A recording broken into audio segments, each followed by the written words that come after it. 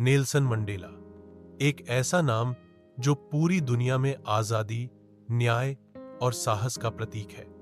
लेकिन इस नाम के पीछे छुपी है एक कहानी, एक लंबा, कठिन और प्रेरणादायक सफर। एक ऐसा सफर जो शुरू हुआ एक छोटे से गांव से और पहुंचा दक्षिण अफ्रीका के राष्ट्रपति भवन तक। एक ऐसा सफर जो कैदी से नेता बनने तक का था, और इस पूरे सफर को समेटा गया है एक पुस्तक में, लॉन्ग वॉक टू फ्रीडम।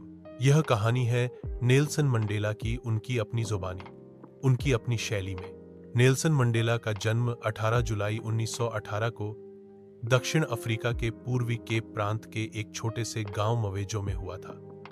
उनका जन्म नाम था रोलिहला मंडेला, जिसका अर्थ होता है पेड़ की टहनी को खींचने वाला, या फिर सरल शब्दों में कहें तो शरारती बच्चा।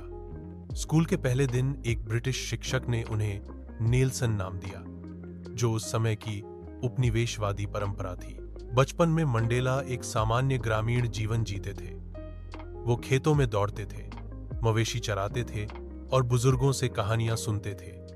उनके पिता एक स्थानीय सरदार थे। पिता की मृत्यु के बाद उन्हें थेम्बू जनजाति के रीजेंट राजा ने गोद ले लिया और उनकी अच्छी शिक्षा का प्रबंध किया।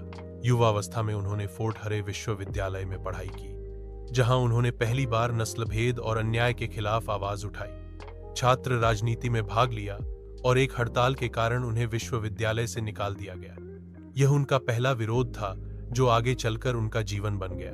1941 में मंडेला जोहान्सबर्ग चले गए, जहां उन्होंने कानून की पढ़ाई पूरी की।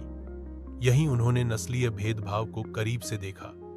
गोरे और अश्वेतों के बीच की खाई बहुत गहरी थी। यहीं से शुरू हुआ उनका संघर्ष अपार्थाइड के खिलाफ। उन्होंने अफ्रीकन नेशनल कांग्रेस यानी एंक्स ज्वाइन की और जल्द ही एक प्रमुख नेता बन गए। उन्होंने एंक युवा शाखा की स्थापना की और शांतिपूर्ण आंदोलनों का नेतृत्व किया, प्रदर्शन, हड़तालें और बहिष्कार। लेकिन सरकार ने इनका जवाब हिंसा से दिया। 1960 में शार्पविल हत्याकांड ने सब कुछ बदल दिया। शांतिपूर्ण प्रदर्शन कर रहे लोगों पर पुलिस ने गोलियां चला दी, 59 लोग मारे गए। इसके बाद मंडेला ने महसूस किया कि केवल शांतिपूर्ण तरीकों से बदलाव नहीं आएगा। उन्होंने एएनसी की सशस्त्र शाखा उमखोंटो वे सिज़वे, स्पीयर ऑफ द नेशन, की स्थापना की और सरकार की संपत्तियों को नुकसान पहुंचाने की रणनीति अपनाई। लोगों को नुकसान पहुंचाए बिना मंडेला छिपकर काम करने लगे, लेकिन 1962 में उन्हें गिरफ्तार कर लिया गया और देशद्रोह के आरोप में जेल भेजा गया। इसके बाद उन पर दोबारा मुकदमा चला, जिसे रिवोनिया ट्रायल कहा गया। इस ऐतिहासिक अदालत में मंडेला ने कहा, मैंने गोरे वर्चस्व के खिलाफ संघर्ष किया है और काले वर्चस्व के खिलाफ भी। मैंने एक ऐसे समाज का सपना देखा है जहां सभी लोग समानता और सौहार्द में साथ रह सके।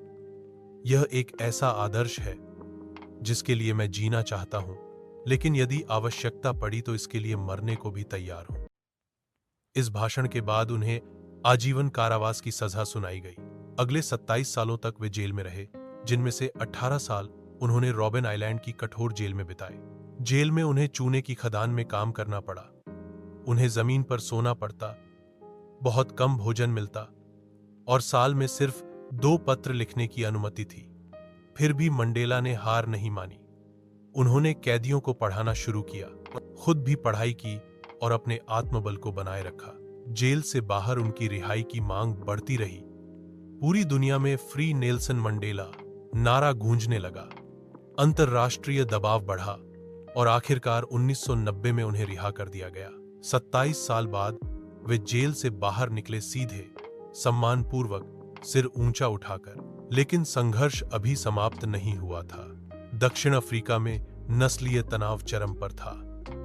देश गृह युद्ध की ओर बढ़ रहा था, लेकिन मंडेला ने बदला नहीं मांगा।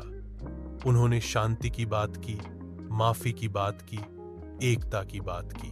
उन्होंने उसी सरकार के साथ बातचीत की जिसने उन्हें कैद किया था, और अंत में 1994 में दक्षिण अफ्रीका में पहली बार सभी नागरिकों को वोट देने का अधिकार मिला। नेल्सन मंडेला देश के पहले अश्वेत राष्ट्रपति चुने गए। यह जीत केवल उनकी नहीं थी, यह जीत थी हर उस व्यक्ति की जिसने नस्ल भेद को सहा था। राष्ट्रपति बनने के बाद मंडेला ने देश को जोड़ने का काम किया। उन्होंने सत्य और मेल मिलाप आयोग की स्थापना की ताकि लोग अपने दर्द, अपराध और क्षमा की कहानियां साझा कर सकें। इस भाषण के बाद उन्हें आजीवन कारावास की सजा सुनाई गई। अगले 27 सालों तक वे जेल में रहे, जिनमें से 18 साल उन्होंने रॉबिन आइलैंड की कठोर जेल में बिताए। जेल में उन्हें चूने की खदान में काम करना पड़ा, उन्हें जमीन पर सोना पड़ता, बहुत कम भोजन मिलता और साल में सिर्फ 2 पत्र लिखने की अनुमति थी। फिर भी मंडेला ने हार नहीं मानी। उन्होंने कैदियों को पढ़ाना शुरू किया, खुद भी पढ़ाई की और अपने आत्मबल को बनाए रखा। जेल से बाहर उनकी रिहाई की मांग बढ़ती रही। पूरी दुनिया में फ्री नेल्सन मंडेला नारा गूंजने लगा। अंतरराष्ट्रीय दबाव बढ़ा और आखिरकार 1990 में उन्हें रिहा कर दिया गया। 27 साल बाद वे जेल से बाहर निकले, सीधे, सम्मानपूर्वक, सिर ऊंचा उठाकर। लेकिन संघर्ष अभी समाप्त नहीं हुआ था।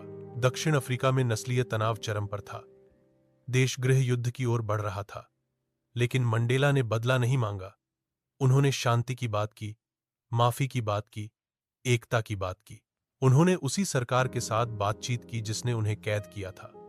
और अंत में 1994 में दक्षिण अफ्रीका में पहली बार सभी नागरिकों को वोट देने का अधिकार मिला। नेल्सन मंडेला देश के पहले अश्वेत राष्ट्रपति चुने गए। यह जीत केवल उनकी नहीं थी, यह जीत थी हर उस व्यक्ति की जिसने नस्ल भेद को सहा था। राष्ट्रपति बनने के बाद मंडेला ने देश को जोड़ने का काम किया। उन्होंने सत्य और मेल मिलाप आयोग की स्थापना की ताकि लोग अपने दर्द, अपराध और क्षमा की कहानियां साझा कर सकें। आखिर में मंडेला ने लिखा,